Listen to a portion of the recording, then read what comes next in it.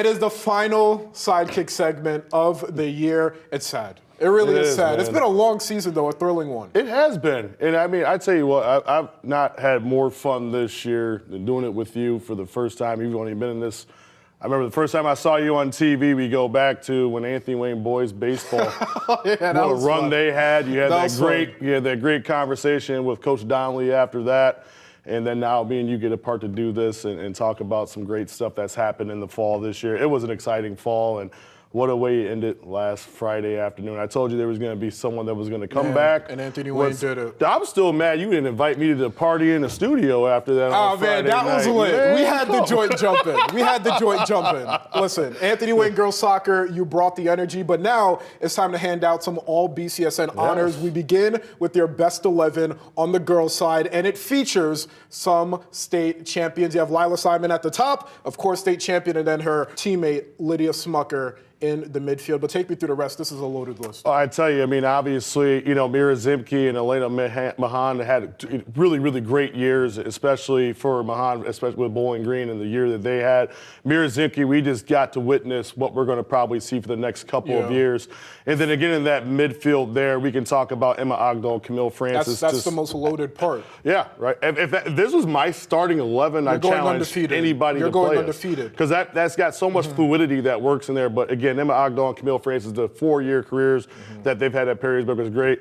Let's talk about Lydia Smucker, man. Crazy because you think of her as like this midfield nucleus. She's sending balls into Lila Simon, but here she is in the biggest game of her life. What does she do? She has a hat trick in the state title game. Not one, not two. 3 goals in the biggest game of the season. Yes, and it was really, really good stuff that she did. Again, was super dynamic. I know some people are going to question that first goal. Was it offside? But it didn't matter because they didn't call it, and she scored it, so that was it. I mean, 2 goals for her, and within that first 15 minutes, I think that really floored the game, and then that third one did the trick for them.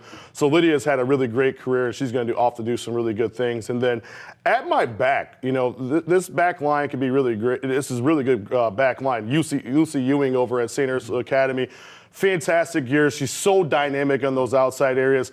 Lauren McConaughey can really almost go, can she play out wide? She's the key. She is the key. When I tweeted it out, I said it was a cheat code. Why? Because Lauren McConaughey, we're used to seeing her up front as a forward, maybe where Mira is, but the fact that you have her as a wing back, the type of defender that can play box to box, that unlocks so many things for this 11. It really does, and it stretches the game in a lot of ways. She's so technical on the ball, being able to run at people.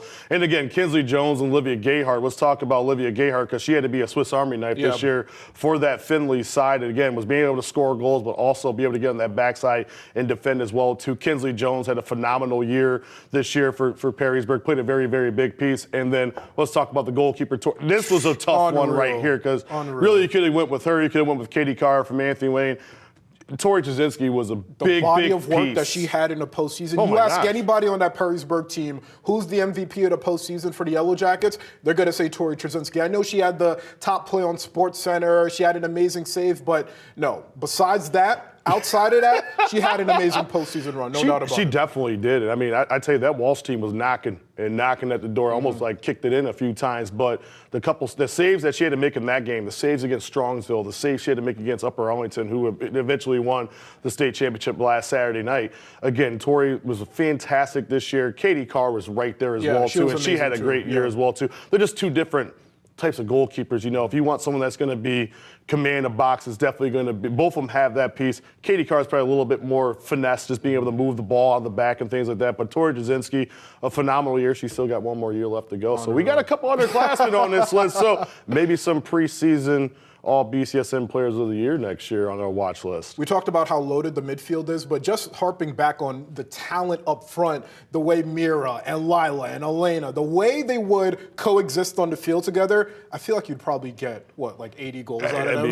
It'd be a lot of goals. At a minimum? It would be a lot of goals. I mean, Lila, she's so dynamic in so many different ways, and I think the biggest piece about her is just how hard she plays. And she had some hardships, for 4 years. She came into her freshman year. I think she had a broken collarbone her freshman year, didn't play most of the season. But when she stepped on the field, I'll never forget this, the 2 goals that she scored against Sylvania Northview in that regional semifinal, she announced herself to this area, and what a career she's had, and she topped it off last week with something that you will never forget about for the rest of your life. All the things you do in college and things like that are great. when you go back to your school 10 or 15 years down the road with your family and your kids, they'll remember those things. And she's got a picture on that wall as well, too, for being an All-Ohio player.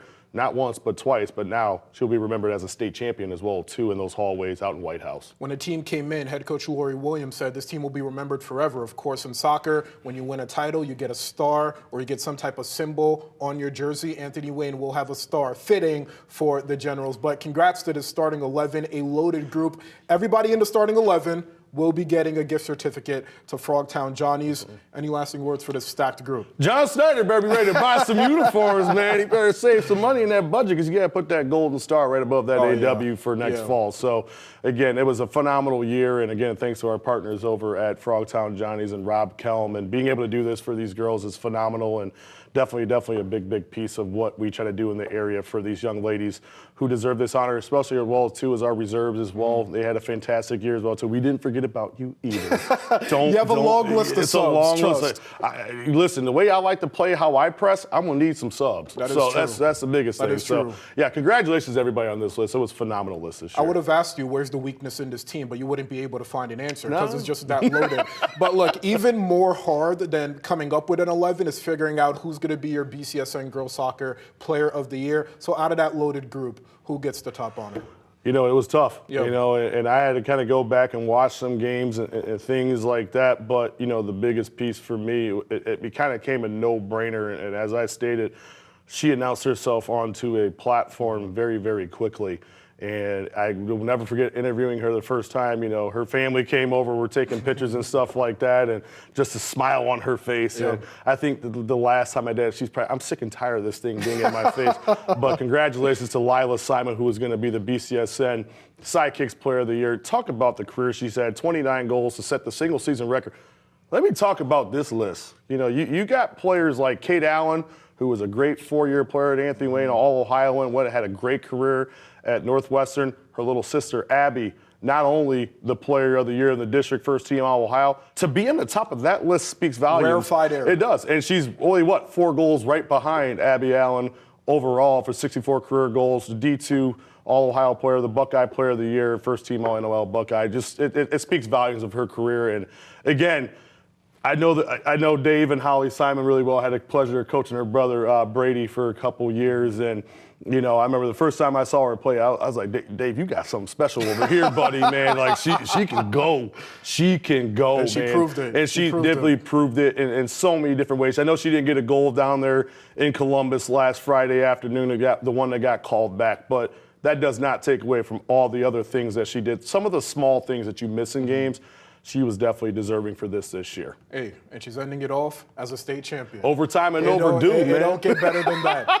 Shout out to all of our girls soccer honorees. You guys created some amazing moments. Thank you guys so much. And Coach Francis Stevens, thank you for joining us all studio. Girls soccer was a blast. It was awesome. It was a blast. Thank you.